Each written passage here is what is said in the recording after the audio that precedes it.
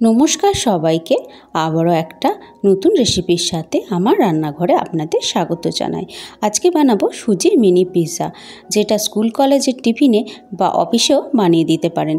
আর বাচ্চাদের কাছে পিৎজা তো মোস্ট ফেভারিট, সেটাই আজকে বানাবো, কিন্তু একটু হেলদিভাবে বানাবো। আমি এখানে বানাবো সুজির পিৎজা। তার জন্য 1 কাপের মতো সুজি নিয়েছি। যে কাপ মেপে সুজি নিলাম সেই কাপ মেপেই আমি নিয়ে নেবো টক দই। সুজি আর টক দইটা এবার ভালো করে মাখিয়ে রেখে দেবো। যেহেতু সুজি একটু ফোলে তাই একটু সময় দেবো। 10-15 মিনিটের মতো এটাকে ভালো করে মাখিয়ে রেখে দেবো। ভিডিওটা একটা লাইক দিয়ে শেষ পর্যন্ত দেখার জন্য আপনাদের কাছে অনুরোধ রইল। ভিডিও যদি ভালো লেগে থাকে লাইক, শেয়ার, কমেন্ট অবশ্যই করবেন। চ্যানেলটা সাবস্ক্রাইব করে পাশে থাকবেন। আর নতুন বন্ধুরা যারা ভিডিওটা দেখছেন, নতুন নতুন রান্নার ভিডিও বা রেসিপি পাওয়ার জন্য অবশ্যই চ্যানেলটা সাবস্ক্রাইব করবেন। পাশে থাকা বেল আইকনটা অবশ্যই প্রেস করবেন।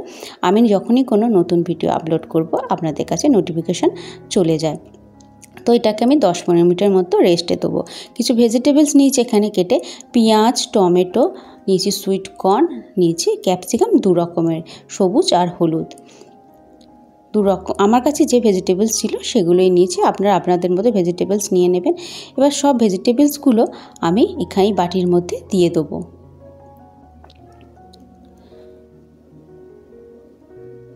ভেজিটেবলসগুলো সব এবার একটু একটু করে দিয়ে দিচ্ছি। কিছুক্ষণ এই ভেজিটেবলসটাকে কয়েকটা মশলা দিয়ে মাখিয়ে রেখে দেবো, যাতে ভেজিটেবলসগুলো একটু নরমও হয়ে যাবে এবং খেতেও ভালো লাগবে। তো সব ভেজিটেবলসগুলোই দিয়ে দিচ্ছি। আমি 1 কাপের মতো সুজি কেটেছি, সেই পরিমাণে আমি ভেজিটেবলসগুলো কেটেছি। আপনারা আপনাদের আন্দাজ মতো ভেজিটেবলসগুলো কেটে নেবেন এবং পছন্দ অনুযায়ী ভেজিটেবলসগুলো কেটে নিতে পারেন। তো সব ভেজিটেবলসগুলো এই বাটির মধ্যে আমি দিয়ে দিলাম। এরপরে দেবো আমি প্রথমে নুন, তারপর দেবো গোলমরিচ গুঁড়ো, তারপর দেবো এখানে পিৎজা পাস্তা হার্বস যেগুলো থাকে মশলা, সেটা দেবো।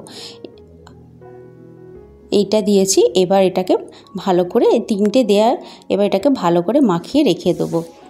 নুন দেওয়ার কারণে ভেজিটেবলসগুলো একটু নরম হয়ে যাবে, তাই সমস্ত কিছু মশলা দিয়ে এবার একটু করে মাখিয়ে কিছুক্ষণ রেখে দেবো।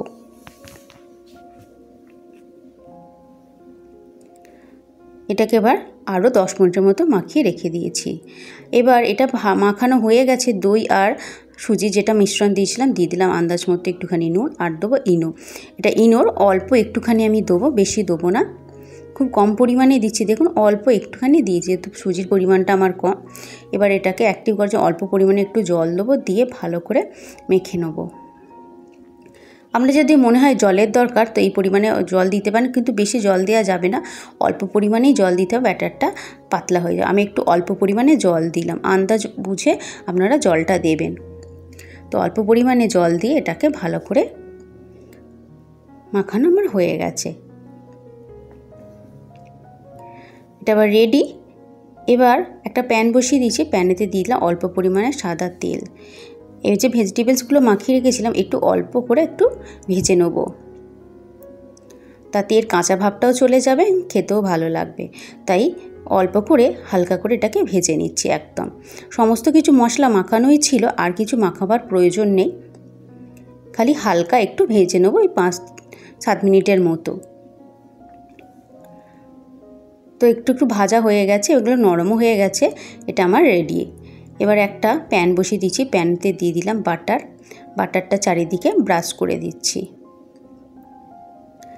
তারপরে এক হাতা করে সেই ব্যাটারটা যেটা গুলে রেখেছিলাম সুজি আর টক দই, সেটা দিয়ে দেবো। দেখতে পাচ্ছেন ব্যাটারটা কীরকম তৈরি করেছে, বেশি ঘনও না বেশি পাতলাও নয়। বেশি ঘন করলে আবার দেওয়া যাবে না প্যানের মধ্যে, আবার বেশি পাতলাও করলে চারদিকে ছড়িয়ে যাবে। এরকম সাইজ মতো একটা ব্যাটার তৈরি করবেন। তো আমি 4টের মতো দিয়ে দিলাম এখানে, দিয়ে এটাকে কিছুক্ষণ চাপা দিয়ে দেবো যাতে এটা হয়ে যায়। তাই 5 মিনিটের জন্য এটাকে চাপা দিয়ে রেখে দিয়েছিলাম। 5 মিনিট পর দেখছি নিচোটা হয়ে গেছে ভালো মতো। তো এটাকে উল্টে দেবো অপর পিঠটা হওয়ার জন্য। তো এটাকে উল্টে দিলাম। সবগুলোকে এবার উল্টে দেবো অপর পিঠটা হওয়ার জন্য। হয়ে আবারও 5 মিনিট এটাকে হতে দেবো। মানে গ্যাসের ফ্লেমটা কিন্তু কম করেই রেখেছি, কম করে রেখেই এটাকে করছি। অপর পিঠটা যতক্ষণ হচ্ছে আমি ওপর থেকে দিয়ে দেবো একটু পিৎজা পাস্তা সস। আপনারা চাইলে টমেটো সসও দিতে পারেন, তো আমার কাছে এটা ছিল তো আমি সেটা দিয়ে দিলাম। সসটা মাখিয়ে দিলাম।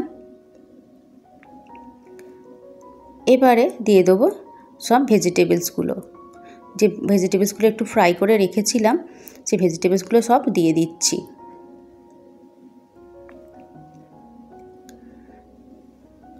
সব ভেজিটেবলসগুলো আমার দেওয়া কমপ্লিট। তারপরে আমি ওপর থেকে দেবো চিজ। তো আমার কাছে মজারেলা চিজ ছিল, সেটা দিয়ে দিচ্ছি। আপনারা চাইলে যে কোনো স্লাইস চিজও কেটে কেটে এর উপরে দিয়ে দিতে পারেন, ভালো লাগবে। কিন্তু মজারেলা চিজ যেহেতু আমার কাছে ছিল তাই গ্রেটারের সাহায্যে আমি গ্রেট করে করে দিয়ে দিচ্ছি। আর এখানে চিজের পরিমাণটা একটু বেশিই দিতে হবে, যে চিজ দিলে খেতে বেশি ভালো লাগে তাই। আর চিজ তো বাচ্চাদের কাছে খুব ফেভারিট একটা জিনিস। দিয়ে দিয়েছি। এবার দিয়ে দেবো একটু অরিগানো ওপর থেকে ছড়িয়ে। প্রত্যেকটাতে একটু একটু করে অরিগানো আমি দিয়ে দিচ্ছি। তারপরে পিৎজা পাস্তা যে হাফস ছিল আমার কাছে মশলাটা, সেটাও একটু একটু করে সবগুলোতে দিয়ে দেবো। এতে খেতেও ভালো লাগবে। এখানে যদি বাচ্চা ঝাল খেতে পারে তো চিলি ফ্লেক্সও দিতে পারেন, তো সেটা অপশনাল।